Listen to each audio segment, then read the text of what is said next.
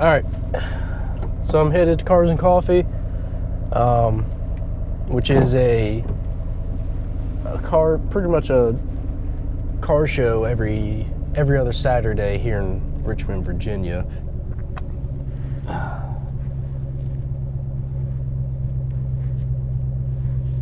Seems like it's foggy this morning. I know I said that I would be heading to the drag strip, but from what the weather says and from what from what the drag strip says, that's not going to happen. It's supposed to rain later today, which kind of sucks because it's a beautiful day.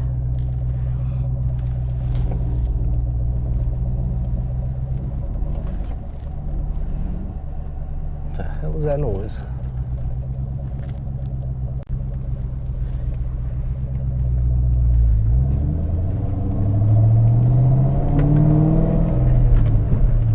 So, on the way to Cars and Coffee, I figured I'd tell you a nice little story about this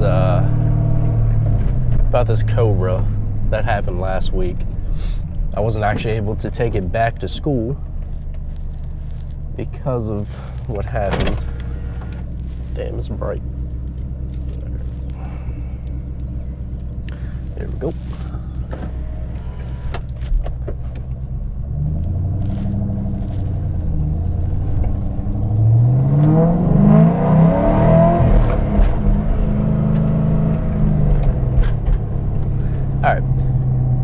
So I went to go get my oil changed last week at a shop, which is kind of stupid. I probably should have just waited a day and changed it then, but I wanted to get everything done and I wanted to save myself a little bit of time.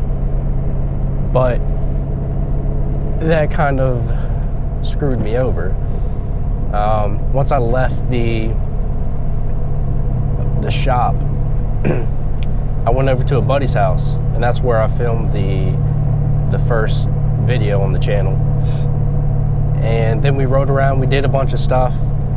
All in all, I drove about 50 miles or so. And at the end of the day, I'm heading home. I'm approaching a stoplight, and then my car starts bucking. And it feels like it's not getting enough fuel or whatever, so I pull over to the turning lane and it cuts off on me. I tried to get it started back up, and why is that light so far forward? Anyway, I tried to get it started back up and it would start, but it would cut off after a second. It wouldn't idle.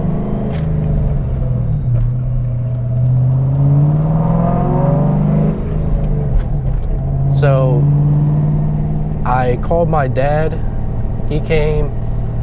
A police officer pulled up behind me and helped, and we pushed it into another parking lot and left it till the morning. We first thought it was the fuel pump, but once we got there in the morning, we turned on the key, could hear the fuel pump priming. So we're like, well, what the hell is wrong with this thing? We go and check the oil because we see some white smoke as soon as the car starts up. We look at the dipstick. There is absolutely no oil on the dipstick. And at that point, I'm a little bit livid and also freaking out because I just drove my car with what I presume was no oil. Usually if you drive your car with no oil, it will seize up within the first couple of miles. But I drove 50 miles and the car was fine. So we spend the whole day trying to get a hold of the shop owner. It's a Sunday. I mean, we're trying everybody we know see if they know him personally and all that. We're trying to get this sorted out before I have to go back to school. We can't do anything that day. I go back to school. My dad starts handling everything. And I get a call Monday morning that my dad took the car to the shop.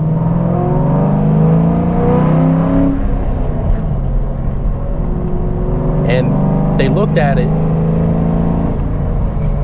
and found out that the person who changed my oil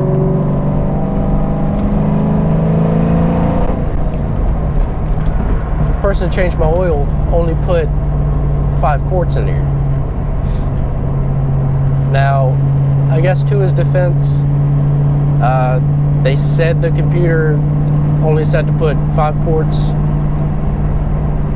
but this calls for 6.5 to 7. So they topped it up, or topped it off.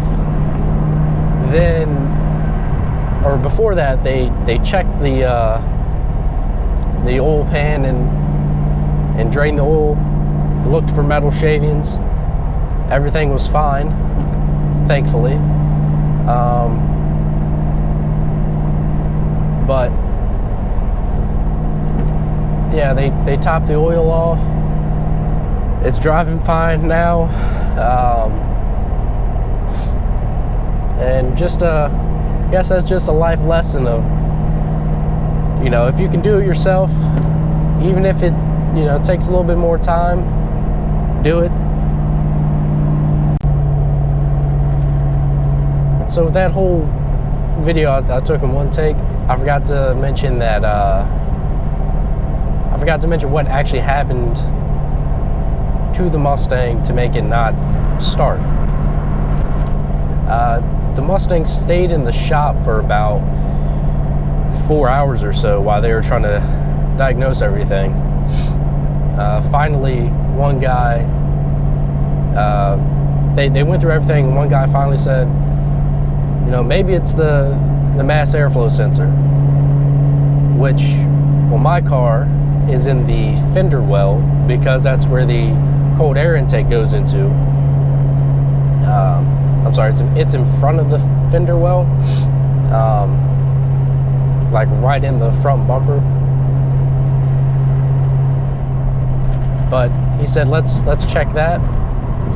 Lo and behold, they found out it was loose. They unplugged it, it started up, and then they just plugged it back in, and my dad threw another screw into one of the cold air intake holders, just because it was wobbling and it could come loose again. But yeah, that's what initially made me break down, which I'm thankful for, because I found out that it didn't have enough oil in it. I don't know if I would have found out, because, you know, I'm always inside of the car. I'm never, you know, watching somebody else drive. And the white smoke that was coming out when it was starting up, you couldn't see it from the rear view mirror. But I guess shit happens for a reason. This has been the only time I'm glad that my car is broken down. But also it was a bitch and a half, and I don't want to go through it again. So remember, change your oil, change your own oil. That way you do it correctly.